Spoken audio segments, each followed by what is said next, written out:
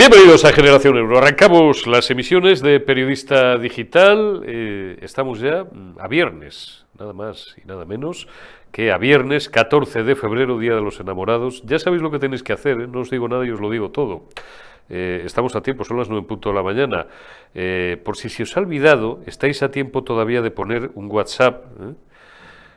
Felicidades, cariño, te quiero mucho, estas cosas, o en fin, y desde luego de adquirir un obsequio, de comprar un regalo en cualquier establecimiento comercial de los que me da igual una floristería que una joyería, so pena de que queráis dormir en la caseta del perro esta noche.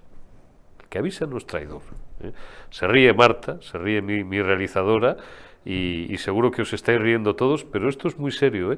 Una de las peores cosas en la vida es olvidar un aniversario, un cumpleaños, y olvidar el Día de los Enamorados. Bueno, solamente hay una cosa peor, que es equivocarse de nombre. Eso ya tiene, a mí no me ha pasado nunca, pero eso tiene que ser algo similar a una explosión nuclear. Lo del equivocarse de nombre, esto ya sí que es un punto de no retorno. Bueno, valga esta coña para daros los buenos días, recordaros eso, de nuevo, que hemos iniciado este viernes 14 de febrero, último día de la semana de las emisiones de Periodista Digital, y que vamos a desgranar en los próximos minutos la actualidad económica y tecnológica, que viene pues muy cargadita, muy cargadita. Estamos con los ecos todavía de, bueno, pues este principio de acuerdo para el cierre de una guerra cruenta que ha costado centenares de miles de muertos, no sé si 1 millón, como he leído por ahí en los últimos días, pero que en fin ha sido especialmente salvaje y especialmente cruel, y que finalmente, ante la inanidad de Europa y de la OTAN, va a ser solucionada por el nuevo presidente de los Estados Unidos, el nuevo comandante en jefe, Donald Trump, que en conversación telefónica con Putin por un lado y con Zelensky por otro, pues les va a poner a hablar, les va a poner a negociar, les va a establecer prácticamente la administración norteamericana las bases para que firmen la paz y tengamos un problema menos. Me gusta la gente, y no solamente desde el punto de vista político, sino también empresarial, la gente que es ejecutiva y resolutiva. Primero, que cumple lo que promete. Y además que lo cumple ya, que no procrastina, que esto es muy latino y muy español, también muy europeo en general, pero bueno, el norte de Europa son de otra manera, ¿no? Pero muy latino, muy griego, muy italiano, muy español. Sí, ya, sí, eso ya voy yendo, ya, sí, ya, sí es, ya, ahora lo hago. No, llegas, pa, todo por su orden, y mejor antes que después. Ese es Donald Trump, caerá mejor o caerá peor, pero no engaña a nadie. Ha dejado Europa, como os decía ayer en el formato político en la retaguardia, a los pies de los caballos, como Cagancho en Almagro, y a la OTAN de paso. Y además nos ha puesto deberes. Y ha vuelto a recordar que de aquí al verano el 2% del PIB de cada país para defensa. ¿Por qué? Porque puede hacerlo. ¿Por qué puede hacerlo? Porque es abrumadoramente y con abismal diferencia el contribuyente neto, o el mayor contribuyente neto de la OTAN. Rutte se lo volvió a recordar ayer o anteayer al figura, a Pedro Sánchez. ¿Va el gobierno social comunista de España, que es el único gobierno de Europa con 5 ministros comunistas, que ya tiene cojones, con perdón, 5 ministros comunistas en su gobierno? Lo digo porque el comunismo, los partidos comunistas en la mayor parte de los países desarrollados y de Europa son partidos que están fuera de la ley, están ilegalizados. Esto es así, ya está. Gustará más o menos, pero funciona así. ¿Podrá aprobar el sátrapa aquí en España semejante dispendio? Hice ayer las cuentas. 10.000 millones. 10.000 millones de euros de aquí a junio si queremos alcanzar ese tope de un gasto de 2%, mínimo del 2% sobre el PIB, es decir, 2.500 millones de pavos al año. ¿De dónde los va a sacar? No es un detalle menor que no hay presupuestos.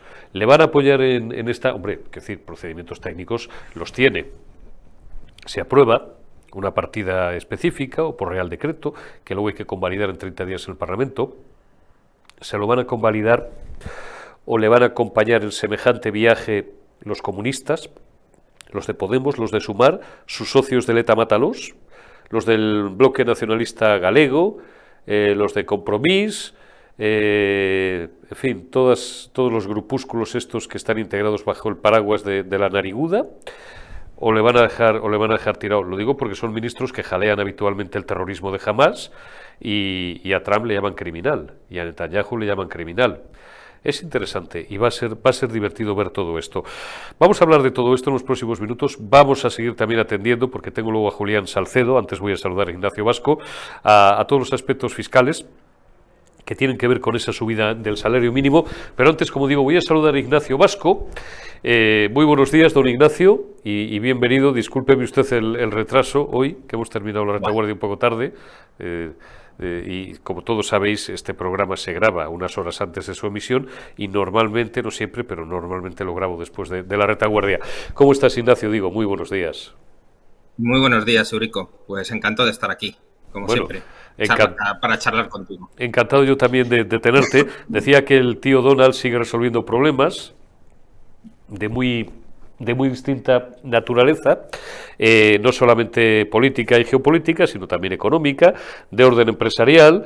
Le dedica media hora a los aranceles, media hora a lo de Ucrania, media hora, que me gusta a mí que eso sea así, porque insisto, es un tío que no engaña a nadie, promete, le votan, cumple lo que promete y luego lo ejecuta, Ignacio.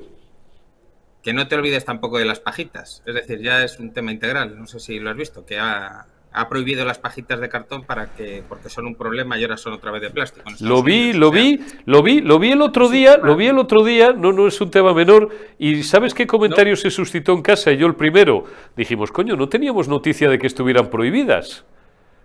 Sí.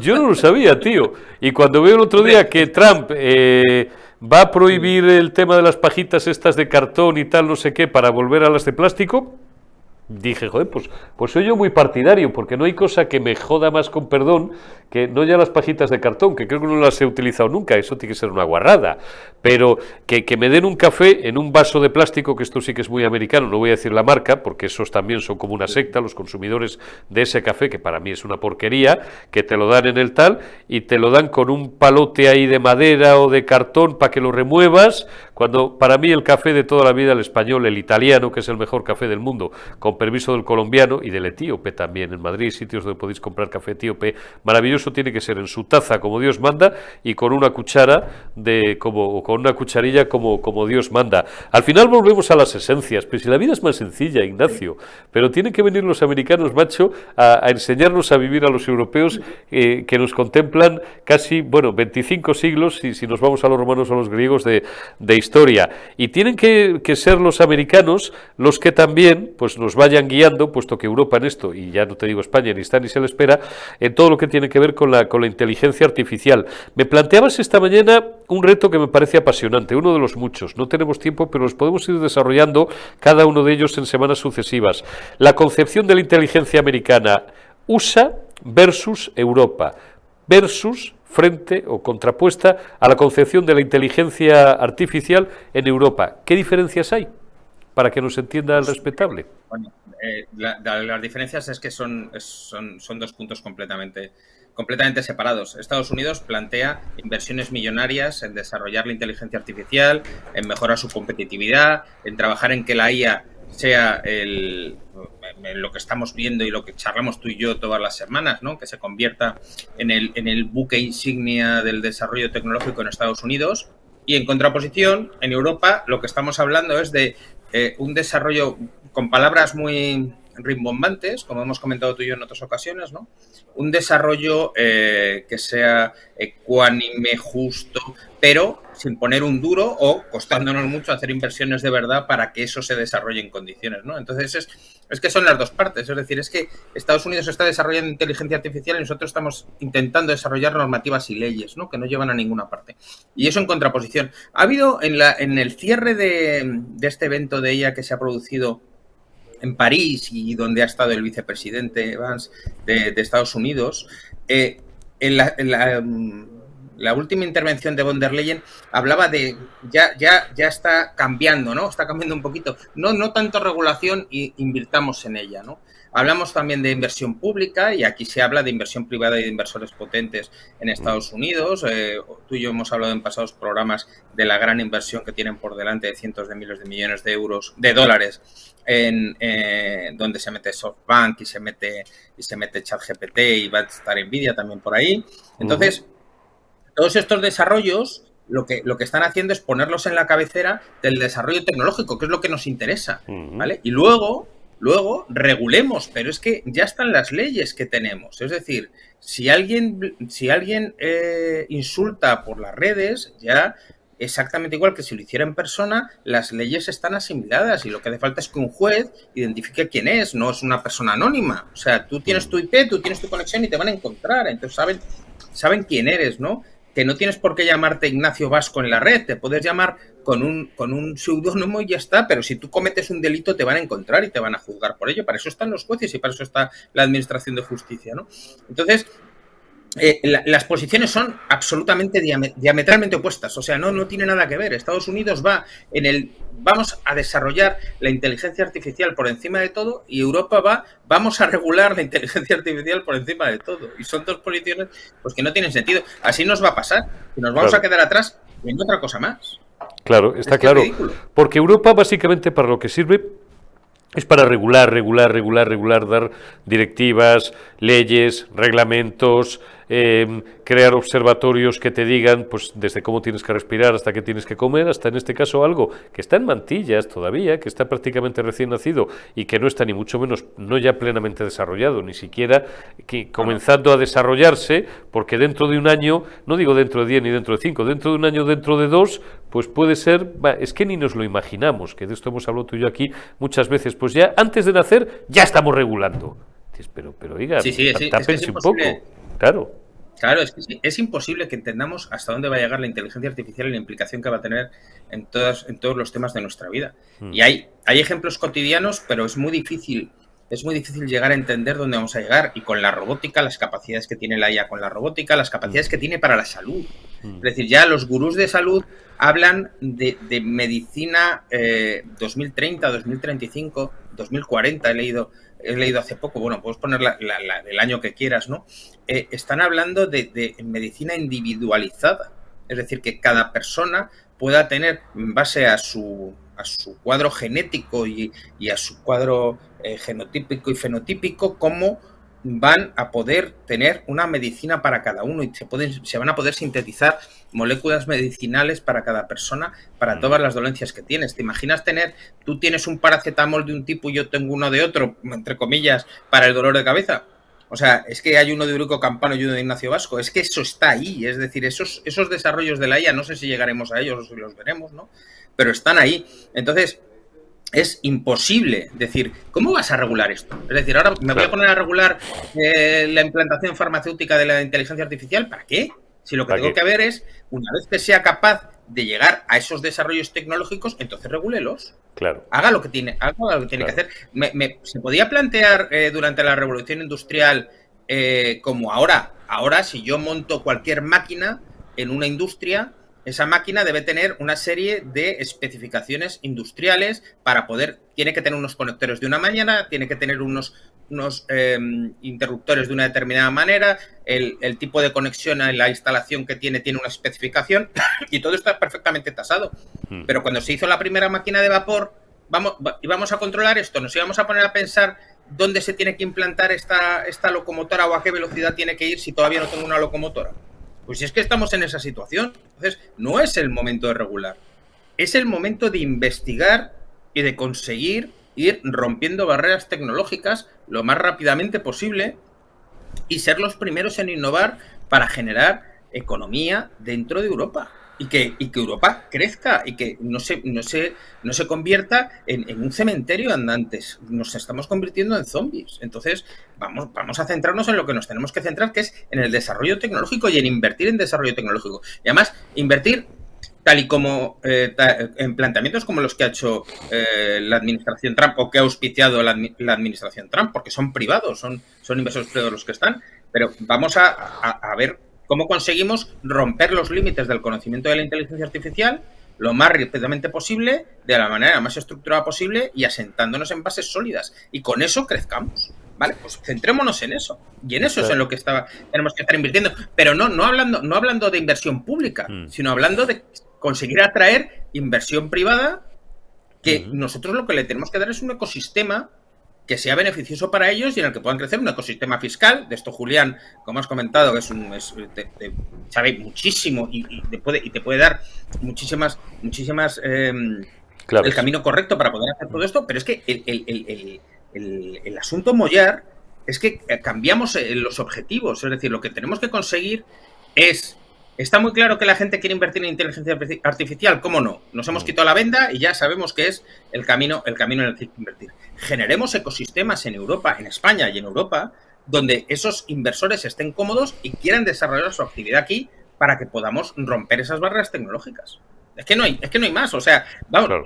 Es que hasta el niño más, o sea, se ve con una claridad meridiana, no soy capaz de entender por qué queremos ir en una dirección completamente contraria. Es que es terrible. Está meridianamente claro. Y lo que está claro además es que la inteligencia artificial ha llegado para quedarse en todos los ámbitos, incluido el ámbito de la cultura. ¿Te parece, Ignacio, que la semana que viene, dentro de unos días, cuando volvamos a charlar, desarrollemos en concreto ese ámbito, toda la influencia y todo el campo que es absolutamente, bueno, no sé si infinito, pero inmenso, en el que la inteligencia artificial puede incidir para bien y puede entrar de lleno en el mundo de la cultura? Uy, me parece interesantísimo. Es que al final la inteligencia artificial es un apéndice en nuestro desarrollo social y tecnológico. Es otro punto más. Claro. Nadie se planteaba tener un smartphone pegado al bolsillo todos los días y en todo momento. Hace 30 años, ya ves. Claro. Y esto va muy rápido. Entonces, la IA no deja de ser... Es que el desarrollo cultural está directamente relacionado con la IA, como van a estar absolutamente todos los ámbitos de nuestra vida. Es decir, los coches con inteligencia artificial, los ordenadores, todo tendrá su componente de inteligencia artificial, igual que antes era una programación lineal o estructurada o bases de datos o big data. Esto ha ido evolucionando en términos, pero al final la IA lo envuelve todo, ¿no? Es como el desarrollo tecnológico futuro y dentro de poco, pues algún gurú, algún listo acuñará nuevos términos y ya no será inteligencia artificial y se llamará de otra manera, pero empezaremos a llamarlo así, igual que se llama smartphone, igual que se llama así. O sea, al final forma parte, y la cultura es parte intrínseca del desarrollo humano. Y está ahí, y entonces las implicaciones que tiene y la comunión que existe, hay investigaciones en esa línea muy interesantes, y es así. Pues la semana que viene vamos a meterle el diente a ese aspecto de la inteligencia artificial. Genial. Que nos parece, yo siempre de la mano del maestro Ignacio Vasco, nos parece absolutamente determinante y absolutamente nuclear. Don Ignacio, buen viaje y, como siempre te digo, muchísimas gracias por estos minutos, cuídate y hasta dentro de unos días. Te envío un abrazo. Un abrazo fuerte a Julián. Un abrazo grande y Julián, que te está ya escuchando, pues te lo va a devolver enseguida. Don Julián Salcedo, doctor en Derecho y en Ciencias Económicas y pues otro de nuestros colaboradores de nuestro plantel de lujo. ¿Cómo estás? Muy buenos días y feliz prefin de semana. Bueno, oye, te hemos echado las flores que hemos podido, Ignacio y yo. Ignacio, a mí, sobre todo, aparte de lo mucho que sabe de inteligencia artificial y de todo el mundo tecnológico, lo bien que lo cuenta, lo didáctico y lo esquemático que es. Le puede entender cualquiera, hasta los que somos analógicos por generación, pero además hemos sido durante años especialmente brutos hasta que hemos entrado de lleno en el mundo tecnológico, Julián? Lo importante que es contarlo bien. Ignacio, un grande de la tecnología, o sea que... Es un grande de la tecnología. Oye, yo he abierto un editorial, te voy a pedir una opinión muy rápida. Ha vuelto a insistir, Donald Trump llega y hace las cosas. Bien, y ahora, de repente, pues entra estoy oyendo, que por eso voy al ralentí, estoy oyendo algo de fondo que no sé lo que es, porque tampoco me estoy oyendo en bucles. No, es una cuestión nuestra, es una cuestión de mesa. No sé lo que es. Bueno, te decía, Donald Trump no procrastina, es un tío que promete, llega al poder, cumple lo que promete y además lo cumple a velocidad de vértigo. Ahora estamos con Ucrania estos últimos días, dijo que iba a solucionar la guerra, la va a solucionar, ya veremos a ver si a mayor o menos satisfacción de unos, de otros o de todos, y lo que yo quiero plantearte es todo lo que tiene que ver con la OTAN, con el gasto militar. Ha vuelto a recordar ya completamente en serio, y también lo ha hecho Mark Rutte, el secretario general de la OTAN, en las últimas horas, que de aquí al verano como mínimo un 2% sobre el PIB. Mi pregunta es, ¿y lo va a cumplir el figura, lo va a cumplir Pedro Sánchez? Y si tiene realmente voluntad de cumplirlo, que lo dudo, y se lo permiten sus socios comunistas, que lo dudo, ¿de dónde va a sacar los 10.000 millones, Julián, que está cuantificado, le iba a costar llegar a ese nivel de aquí a junio? Y más habida cuenta que no hay presupuestos. Vaya un lío. Técnicamente lo puede hacer, pero es muy complicado y tendría que contar con unos socios que no le van a ayudar en ese viaje. Tu última pregunta tiene una respuesta. No, ahora no te escucho, sé que estás hablando porque te veo mover la boca. No sé si tú me escuchas a mí. No te escucho. Si tú me escuchas a mí, ya vamos bien. Te escucho, te escucho. Perfecto. Bueno, vamos a ver. La última pregunta que hacías tiene una respuesta muy sencilla. ¿De dónde lo va a sacar? De nosotros, de ti y de mí y de todos los demás. Es decir, esto es tan sencillo como que nos mete otro rejón de impuestos, vete a saber, bueno, de ti y de mí, y de las energéticas y de los bancos y de todo el que pueda meterle la mano en el bolsillo, ¿no? Así que es a nosotros somos los paganos, ¿no? 1. 2, ¿lo van a permitir sus socios de gobierno? Pues sí, ya vemos que Yolanda habla mucho y hace poco, no, me he enterado por la prensa de lo del IRPF tal. Seguramente no era verdad, ella lo lanza, pero luego se achanta, se calla y aprueba, ¿no? Por tanto, los socios de Sánchez, y en esto estoy incluyendo también, sobre todo, a Junts per Cat, pero también a RC, Bildu, PNV, la verdad es que la capacidad que tienen de negarse es cero, nula. ¿Por qué? No porque sus votos no valgan, que claro que valen. Lo que pasa es que con quién van a estar mejor si no pueden estar mejor que con él. Es decir, no le sacarán todo lo que quieren, pero le sacarán mucho más de lo que Sánchez quiere y tiene que ceder. Por tanto, va a tener voluntad, que era la otra pregunta, Pedro Sánchez, además de que no tiene presupuesto, dices, tú puedes sacarlo de otro lado y tal. Sí, pero bueno, oye, no nos engañemos. La cosa es sencilla. Tendría que aprobar unos presupuestos y si no fuera capaz de aprobarlos, tendría que disolver las cámaras y convocar elecciones para ver qué es lo que dice una nueva mayoría que pudiera salir de esa votación, de las elecciones, ¿no? Y no estamos tan descaminados, Eurico, porque hay muchos indicadores, el último, el adelanto del Congreso por parte de Podemos. Recordemos que Podemos, que ya no se le oye demasiado, tiene los 4 votos imprescindibles para hacer valer una moción de censura y hacer caer el gobierno, ¿no? Y ha adelantado el Congreso y esto es un indicativo de que puede estar oliendo, sospechando algo. Por tanto, si tuviera voluntad Sánchez de subir los gastos en defensa hasta ese 2% que nos pide Trump, pero que también está pidiendo el secretario general de la OTAN, Rutte, si tuviera voluntad, tendría que llevarlo a unos presupuestos, intentar aprobarlos y si no lo consigue, disolver las cámaras y convocar elecciones. Claro, él ha salido, recordad que aquí en España nos dice una cosa y en Europa dice otra, me refiero a Sánchez. Aquí dice que no, porque sus socios no le apoyan, pero en Europa va y les aprieta, esta es la realidad, y les dice, no, Europa tiene que hacer un esfuerzo para aportar al menos el 2% de contribución a la OTAN. Claro, no es lo mismo que él tenga que aprobarlo por voluntad propia, aquí en España, y si no, llegar a disolver las cámaras, que sea Europa la que tome la decisión y obligue a todos los Estados miembros a contribuir, en cuyo caso él se lava las manos y dice, bueno, yo no puedo hacer nada, esto es una decisión de la Unión Europea, ¿no? Pues, bueno, no.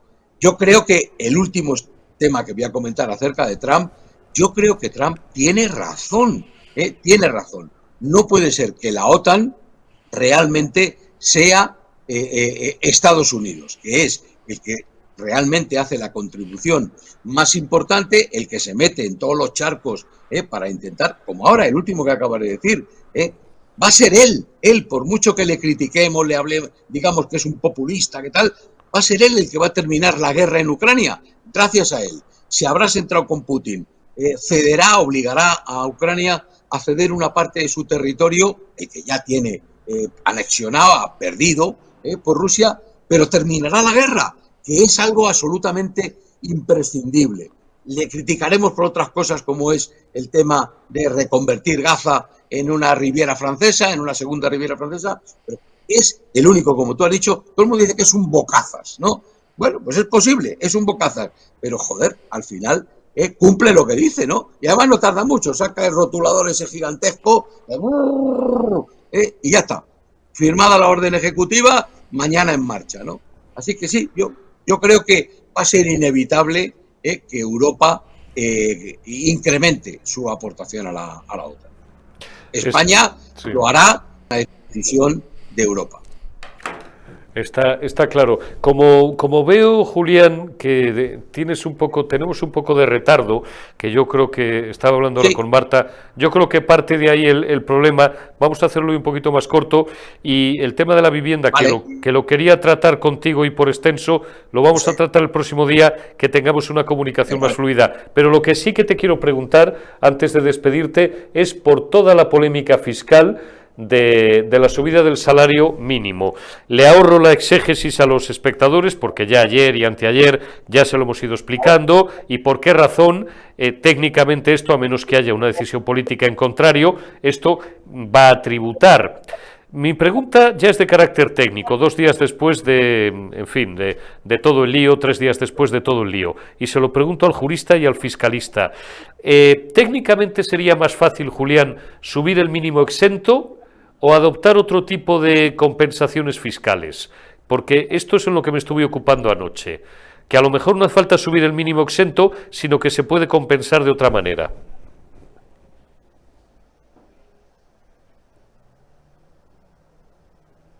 Completamente de acuerdo, Eurico. Vamos a ver. En primer lugar, no debemos descartar que el gobierno termine arreglando esto, quiero decir, la tributación, el salario mínimo interprofesional, por una u otra vía.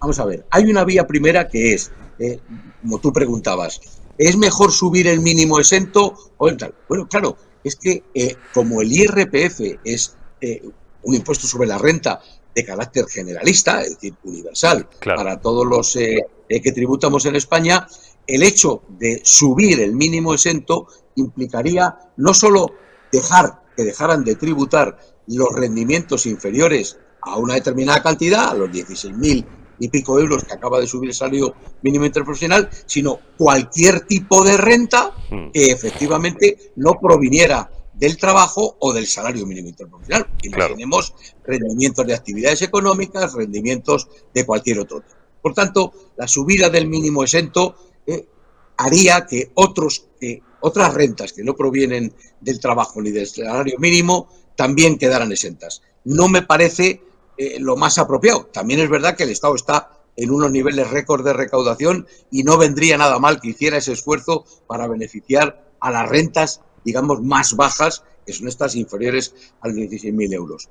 Yo creo que hay otras formas, como efectivamente aumentar ciertas deducciones, por ejemplo, puesto que el salario mínimo interprofesional son rentas del trabajo, pues incrementar, añadir en la ley del IRPF una deducción específica para los rendimientos derivados no del trabajo, sino del salario mínimo interprofesional. Digamos, es un artificio para evitar que ellos tributen. Y por último, yo tengo que decir que ante la polémica que se ha suscitado de si deben tributar o no estas rentas, yo lo he dicho ya al principio, creo que todos somos iguales ante la ley y que todos debemos tener el mismo tratamiento, de ahí el del mínimo exento. Pero también es verdad que la ley, las leyes de renta y la nuestra, establecen que debemos tributar en función de nuestra capacidad económica. Claro. La primera pregunta que tenemos que hacernos es si un señor que cobra el salario mínimo interprofesional o menos de 16.000 y pico o hasta 16.000 y pico euros tiene verdaderamente capacidad económica, porque pensemos que esa es una renta bruta. Lo que se queda en el bolsillo, esos 1.184 euros mensuales de salario mínimo interprofesional, en neto están por debajo de 1.000 euros al mes. Claro. ¿Alguien que gane menos de 1.000 euros al mes netos, de verdad creemos que tiene capacidad económica? Pues yo creo que no. Está meridianamente claro y sobre todo, y no es incurrir en demagogia, cuando los ejemplos que tenemos por quien debe darlos precisamente son patéticos. No voy a hacer todo el corolario aquí de capítulos de corrupción o de la situación fiscalmente cuando menos un tanto extraña o presuntamente irregular, nada más y nada menos que del hermano del presidente del gobierno, pero hombre, es que hacen hablar a los muertos. Eso es así. Julián, lo vamos a dejar aquí porque tenemos mucho retardo entre los dos y la semana que viene le metemos otra vez el diente a fondo al tema de la vivienda. Como siempre, te lo agradezco muchísimo y te envío un abrazo. Hasta dentro de unos días y gracias por este tiempo, Julián. Buen fin de semana, Eurico. Un abrazo grande. Gracias también a todos vosotros. No os vayáis. En unos minutos la retaguardia. Hoy con un plantel también de lujo. Vamos con Cepeda, vamos con Víctor Sánchez del Real y vamos con Borja García. No os vayáis, que vamos en unos minutos a la retaguardia.